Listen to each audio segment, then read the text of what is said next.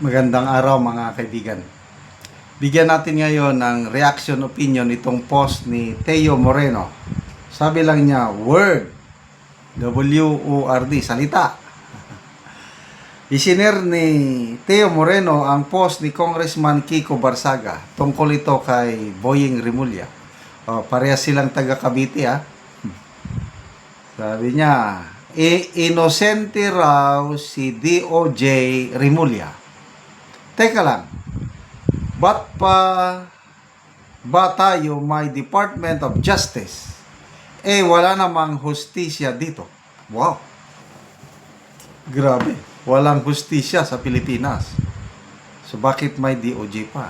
Okay, ano yung inosente raw?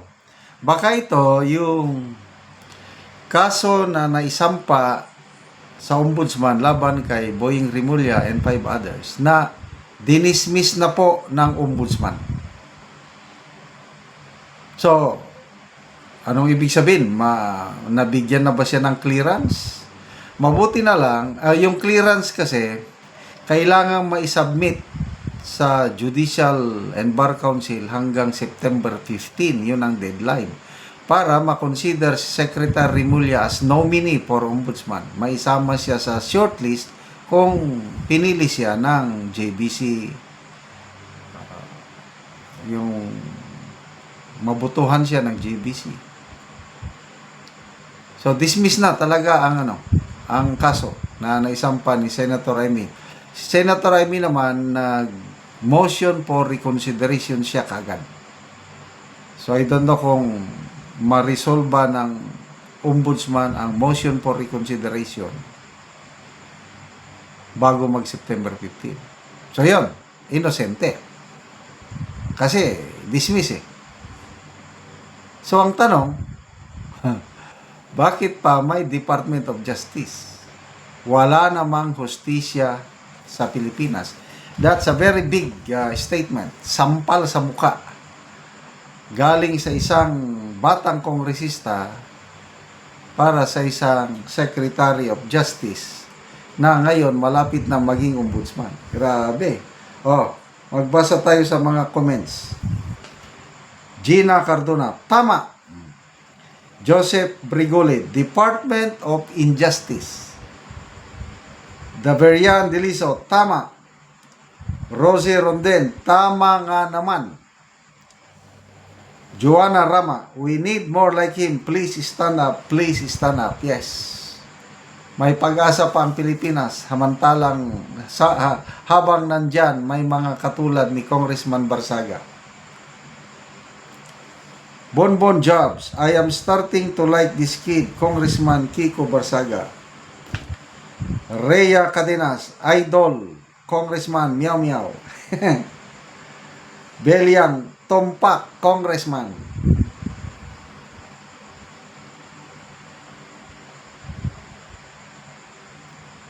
Sandra Estareja, only in the Philippines.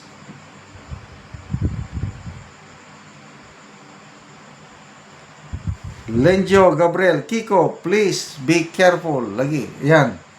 Mga delikadong buhay ng kongresistang ito. Actually, pinagsabihan na siya ng kanyang nanay, si Mayor Jenny Barsaga ng Dasmariñas, na huwag kalabanin si Romualdez. Hindi lang si Romualdez ang binabanatan niya pati na rin si pinaka-latest si President Marcos. Sa post niya, sabi niya, ang kaibahan sa Pilipinas, ang presidente takot sa House Speaker. Grabe. Pati Senate President, binanatan niya. Diskaya lang ang kaya mo. Takot ka kay Romualdez, sabi niya kay Senate President Soto. Pati kay Lacson, hinamon niya. Sige nga, kung kaya niyong maimbestigan si Saldico at Romualdez, mabuti kung magawa niyo yan. Pag hindi, katulad ka lang din ni Tito Soto. Grabe. So ito ngayon, Boying Rimulya na. Wala daw hustisya sa Pilipinas. So, anong mangyari ngayon? pag naging ombudsman si Secretary Boying, baka magkatotoo na yung sabi ni Senator Amy na kakasuhan nila kaliwat kanan si BP Sara hanggang mapakulong nila bago mag 2027. So kung nakulong, ay di wala na. Hindi na siya makakandidato sa 2028. Kaya kailangan po tayong mga nagmamahal sa mga Duterte, ipagdasal natin. Ako, everyday, pinagdarasal ko ang buong pamilya Duterte. Lalo na si Tatay Digong, ng balita, statement na Attorney Kaufman is parang may dementia na siya. Yung nakakalimot na. Hindi niya na matandaan ang mga pangyayari sa buhay niya. Kaya nga, postpone indefinitely ang kanyang confirmation of hearing o charges. Kasi nga, unfit to stand trial. So, kawawa ang ating Tatay Digong. He does not deserve to be treated this way. Hindi naman perpekto ang kanyang administration. Kaya lang, to me, damandama ko yung pagmamahal niya sa bansang ito. Yung war on drugs na dahilan bakit siya nakakulong ngayon. Naniniwala ko na puros legal ang utos niya. Kung mayroon mang biktima, alleged biktima ng extrajudicial dahil yan sa mga kalukuan ng mga pulis. Hindi naman niya pinag-utos yung gawin. Depensahan niyo ang sarili niyo, ganun lang. May mga pulis na loko-loko. O yun, nadadamay siya. But sabi nga niya, I take full responsibility. Kaya yan na ngayon.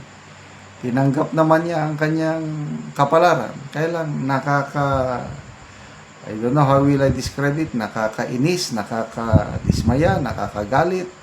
Tapos ito, ang group effort, ang gumalaw sa lahat, Secretary Boying Rimulya, magiging ombudsman pa. Only in the Philippines. But, kasabihan, you can never put a good man or woman down. Sige. Ipinakulong yung man physically si Tatay Digong, but his spirit remains alive in millions of Filipinos na nagmamahal sa kanya. Ipitin nyo man ang ipitin si BP Sara, but you cannot deny the fact na maraming nagmamahal kay BP Sara. So, good luck sa future ombudsman, Secretary Boying Rimulya. Salamat mga kaibigan sa inyong pagsubaybay sa ating channel. Nakakatulong kayo ng malaki sa tribong Talandig ng Bukidnon dahil ang sweldo natin sa channel na ito, pantulong natin ito sa tribo. Namimigay tayo ngayon ng mga libreng yero at pako para makapagpatayo sila ng mas maayos na tirahan. Panoorin niyo ang video na ito. Muna ni ang yero abot na gyud kadtong itabang sa mga tao nga nagkinahanglan og tabang kadtong mga daot na ilang balay. So muna ni siya 450 ka yero ang gi-deliver. So muna ni sila ang matagaan og yero.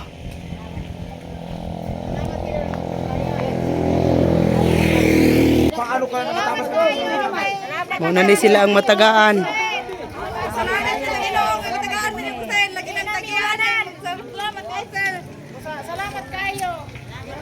Salamat kayo sinabang nakatagrag yun.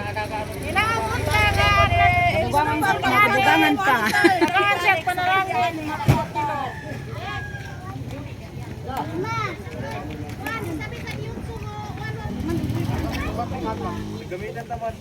Oo, pick up apa sa din yan sa kagin. Ano na ko lang sila kahit ang magiging pala.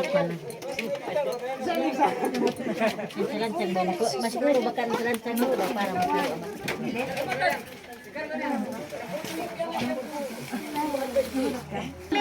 Sana dia kang mabajitan na yung sindihan. Yung yun, diba? So, mapasto ko.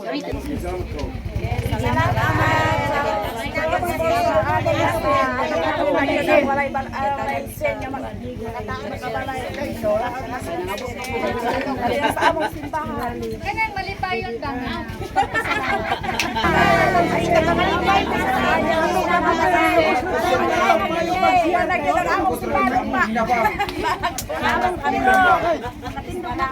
Ayaw pangatop sa siya. Pangatop na gilbik. Kaya nasunod nila.